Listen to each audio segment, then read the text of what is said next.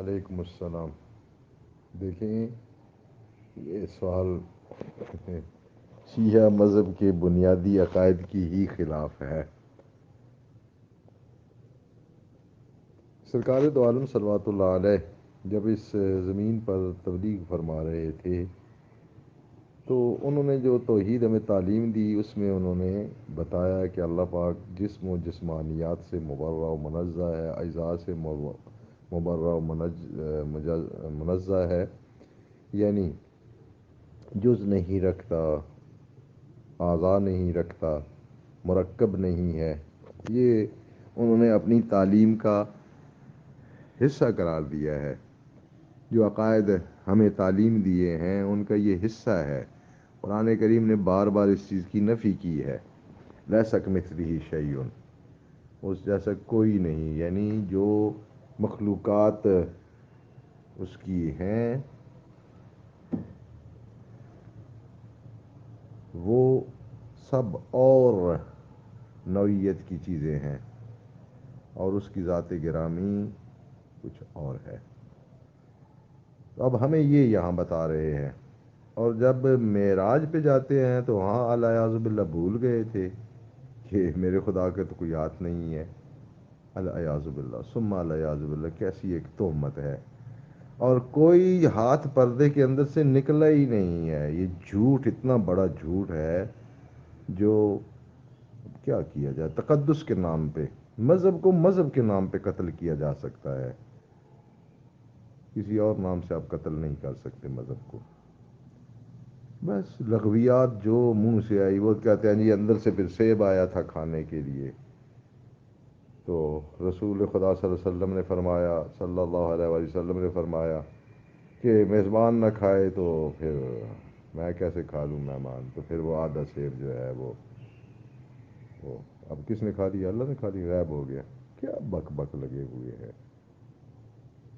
یعنی معراج پہ حضرت گئے ہوئے ہیں حق تعالی کی نشانیاں دیکھنے، جیسے کہ قرآن کریم نے بیان فرمایا ہے، تو وہاں جو ہے وہ سیب کھانے کی فکر پڑی ہوئی ہے۔ تو پلیٹ کہاں سے آئی تھی؟ چھری کہاں سے آئے گی؟ یہ سیال کوٹ کی بنی ہوئی تھی یا گجرا والے کی چھری پلیٹ تھی؟ کیسی گپے لگا رہے ہیں۔ ہمیں کہہ رہے ہیں کہ وہ جسم و جسمانیات سے مبرہ منزہ ہے، اور معراج پہ پہنچ کر یہ سب چیزیں بھول گئے ہیں۔ بک بک ہے یار، اتنا بکواس ہے کہ بندے کو کچھ سمجھ نہیں آتی کہ ان لغویات پہ انسان کہے کیا۔ لغت میں کوئی گالی اور بد دعا نہیں ہے جو ان لوگوں کو دی جا سکے، ایسی نہیں ہے لغت میں، کوئی ایسی وسعت نہیں ہے۔ جو بھی عقل سے ناراض ہوتا ہے یا عقل سے اس کا جو بدن خالی ہو جاتا ہے وہ محقق بن جاتا ہے۔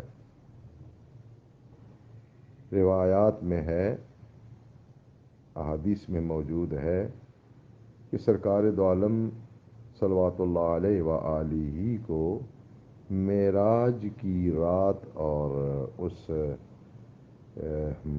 منظر میں اور اس صورت حال میں جو خطاب ہوا تھا وہ آواز حضرت علی علیہ السلام کی تھی۔ تو جو ہی حضرت نے وہ آواز پہچانی کہ یہ تو علی کی آواز ہے علیہ السلام، تو آپ نے تعجب کیا کہ علی کی آواز کیسے آ گئی؟ تو خالق کائنات نے جواب میں یہ ارشاد فرمایا کہ اے میرے محبوب، میں نے دیکھا کہ آپ کے دل میں ان مخلوقات میں سے، انسانوں میں سے کس کی زیادہ محبت ہے۔ میں نے دیکھا کہ آپ کی دل میں علی سے بہت زیادہ محبت ہے، تو میں نے چاہا کہ جس سے آپ محبت کرتے ہو اسی کے لہجے اور آواز میں آپ سے گفتگو ہو۔ یہ احادیث میں ہے، یہ احادیث مبارکہ میں ہے۔ تو یہ فضیلت کم ہے کہ معراج پہ جو سرکار دو عالم سے گفتگو ہو رہی ہے اس گفتگو کے لیے لہجہ، آواز امیر المومنین علیہ السلام کی استعمال کی جا رہی ہے، اور اس استعمال کی وجہ بھی خالق کائنات بے نیاز مالک و خالق یہ بتا رہا ہے، یہ ارشاد فرما رہا ہے کہ میرے محبوب چونکہ تیرے دل میں علی سے سب سے زیادہ محبت ہے، جتنے سے تو محبت کرتا ہے نا جتنے لوگوں سے، سب سے زیادہ تو علی سے محبت کرتا ہے، اور میں نے چاہا کہ تو جس سے سب سے زیادہ محبت کرتا ہے اس کے لہجے میں تو اسے گفتگو کی جائے۔ سبحان اللہ، العظمت للہ، العظمت للہ، العظمت للہ۔ ہم اگر کہتے کہ سرکار دو عالم امیر المومنین سے زیادہ محبت کرتے تھے، حتیٰ سرکار دو عالم بھی کہہ دیتے، تو اس بات کی اتنی اہمیت نہ ہوتی جتنا دلوں کے راز جاننے والے اور ذہنوں میں گزرنے والے خیالات کی اطلاع رکھنے والے خالق و مالک نے سرکار کے دل میں پائے جانے والے امیر المومنین علیہ السلام کے متعلق محبت کی جذبات کے متعلق جو فرمایا ہے، جو اس کی اہمیت ہے وہ کسی اور کی نہیں ہے۔ حتیٰ سرکار دو عالم بھی فرما دے تو وہ اتنی اہمیت نہیں رکھتا جتنا خالق کائنات کی کہی ہوئی بات اہمیت رکھتی ہے۔ یہ فضیلت کم ہے کہ حضرت سید الانبیاء صلوات اللہ علیہ وآلہ کی دل میں سب سے زیادہ محبت حضرت امیر المومنین علی ابن ابی طالب علیہ السلام سے ہے، خود جس کے معترف تھے اور جس کی تصدیق بے نیاز خالق و مالک نے شب معراج میں فرما دی۔